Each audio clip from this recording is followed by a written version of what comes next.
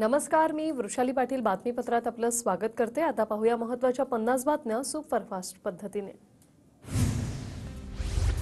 शिवनेरी किल्ल्यावर शिवजयंती निमित्त भव्य दिव्य सोहळा संपन्न। मुख्यमंत्री एकनाथ शिंदे, उपमुख्यमंत्री देवेंद्र फडणवीस आणि अजित पवार यांची सोहळ्याला उपस्थिती। शिवनेरी किल्ल्यावर शिवजन्माचा उत्साह, किल्ला फुलांनी सजला। किल्ल्यावर शिवाजी महाराजांच्या नावाचा जयघोष।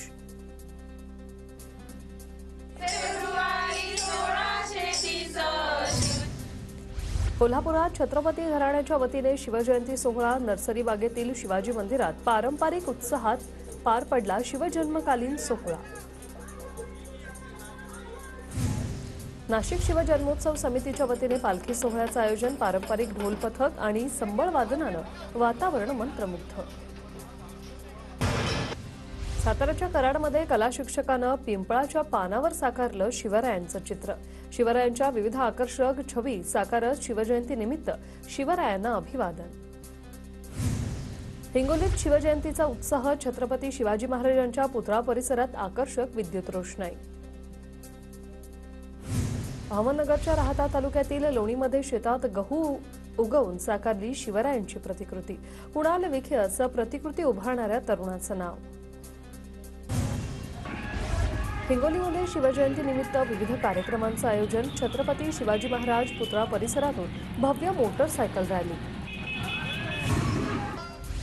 कोल्हापूरच्या कागलमध्ये छत्रपती शिवाजी महाराज जयंती निमित्त भव्य मिरवणूक। पालकमंत्री हसन मुश्रीफांच्या हस्ते शिवरायांच्या अश्वारूढ पूर्णाकृती पुतळ्याला जल आणि दुग्धाभिषेक।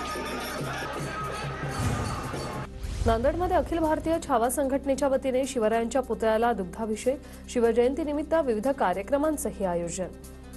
जळगावात शिवजयंतीच्या मिरवणुकीत गुलाबराव पाटील, गिरीश महाजनांनी धरला ठेका। ढोलताशांच्या गजरात नागरिकांमध्ये शिवजयंतीचा उत्साह।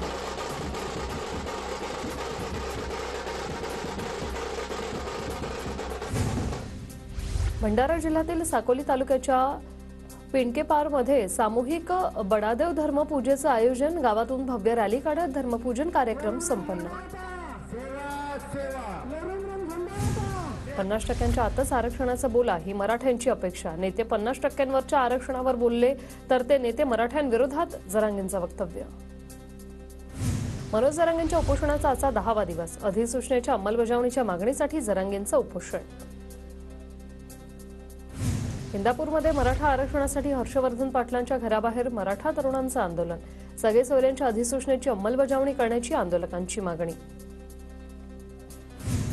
परभणीच्या तरोडामध्ये मनोज जरांगेंच्या समर्थनार्थ खवले बंधूंचं आमरण उपोषण सुरूच। सरकारने लवकरात लवकर मराठा समाजाला न्याय देण्याची मागणी। बारसू रिफायनरीबाबत अद्याप बोलणी सुरू। ऊर्जा खात्यासोबत बोलणी सुरू। योग्य वेळी तपशील उघड करू, वृत्तसंस्थेला दिलेल्या मुलाखतीत अरामको कंपनीचा खुलासा। रत्नागिरीत 80% लोक रिफायनरीच्या समर्थनार्थ। माजी खासदार निलेश राणे यांचा दावा, रिफायनरीमुळे रत्नागिरीची आर्थिक व्यवस्था बदलेल। निलेश राणेंचं वक्तव्य। सरकारी रुग्णालयांमध्ये बाह्यरुग्ण विभाग आता सायंकाळीही सुरू राहणार। आरोग्य आयुक्तांच्या रुग्णालयांना सूचना, सायंकाळी 4 ते 6 वाजेदरम्यान ओपीडी सुरू राहणार। सोलापूरच्या करमाळ्यातील केममध्ये शिक्षण महर्षी डॉक्टर बापूजी साळुंखे साहित्य संमेलन मोठ्या उत्साहात संपन्न। गावात ग्रंथ दिंडीचं आयोजन। नाशिकमध्ये काल पुरोहित संघाकडून गोदा आरती, तर आज संध्याकाळी पुन्हा रामतीर्थ समितीकडून गोदा आरती करण्यात येणार। गोदा आरतीवरून पुरोहित संघ आणि रामतीर्थ समितीचा वाद कायम।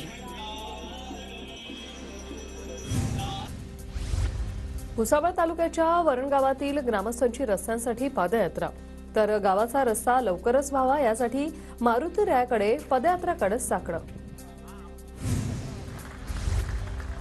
विदर्भाचा माजी कर्णधार फैज फैजलची व्यावसायिक क्रिकेटमधून निवृत्तीची घोषणा। फैज फैजलच्या कर्णधारपदात विदर्भ क्रिकेट संघाने 2017 आणि 2018चं रणजी करंडक जिंकला होता। फैजच्या विदर्भासाठी 108 सामन्यात 7,693 धावा। सांगलीच्या राजापुरीत हळदीला तब्बल 13 ते 22 हजार रुपये दर। शेतकऱ्यांना मोठा दिलासा, दररोज 700 ते 1000 पोत्यांची आवक। पुण्यात उन्हाळ्याचा चटका वाढल्याने पालेभाज्यांची आवक कमी. आवक घटल्याने कोबी, फ्लॉवर, वांग्याच्या दरात वाढ. अन्य फळभाज्यांचे दर स्थिर असल्याची व्यापाऱ्यांची माहिती. भंडाऱ्यात तब्बल 349 हेक्टरवर उन्हाळी ज्वारीची लागवड. ज्वारीला पोषक वातावरण असल्याने शेतकऱ्यांना ज्वारी लागवडीतून फायदा होण्याची शक्यता. गोंदियात 25 लाख क्विंटलवर खरीपातील धान खरेदी बंद होण्याची शक्यता. मुदतवाढ देऊनही केंद्रावर धान उपलब्ध नाही. बीडच्या परळीमध्ये रंगीबेरंगी फुलांनी बहरली पळसाची झाडं. शेतकऱ्यांच्या बांधावर डोंगर भागांमध्ये मोठ्या प्रमाणात पळस बहरलाय. गोंदियातील शेतकरी जाणार परदेशात. परदेशातील शेतीविषयक आधुनिक तंत्रज्ञानाच्या माहितीसाठी जिल्हा अधीक्षक कृषी कार्यालयातर्फे निवड. वाशिमच्या गांगलवाडीमधील आदिवासी महिलांची गोडंबी व्यवसायात भरारी. काळ्या बिब्यांमुळे आदिवासी महिलांना रोजगार. भारतीय अन्न महामंडळाचे भागभांडवल 10,000 कोटींवरून 21,000 कोटींवर. देशाची कृषी अर्थव्यवस्था मजबूत करण्यासाठी केंद्र सरकारचं धोरण. जेजुरीमध्ये मार्तंड देवस्थानच्या विश्वासपती अनिल सौंदडे. जेजुरी देवस्थानच्या बैठकीत सर्वानुमते निवड. पुण्याच्या भोर तालुक्यात वंचितची आढावा बैठक. आगामी निवडणुकांच्या पार्श्वभूमीवर कार्यकर्त्यांना कामाला लागण्याच्या सूचना. मालेगावच्या माळमाथा गावात गिरणा पांझण डाव्या कालव्याचं पाणी सोडण्यात यावं, या मागणीसाठी शेतकऱ्यांचं आंदोलन. मागणी मान्य न झाल्यास तीव्र आंदोलनाचा इशारा. वर्ध्यातील सेवाग्राममध्ये कुष्ठरोग कर्मचारी संघटनेचं रौप्य महोत्सवी अधिवेशन. अधिवेशनात कुष्ठरोगावर काम करणाऱ्या कर्मचाऱ्यांच्या विविध मागण्यांवर चर्चा.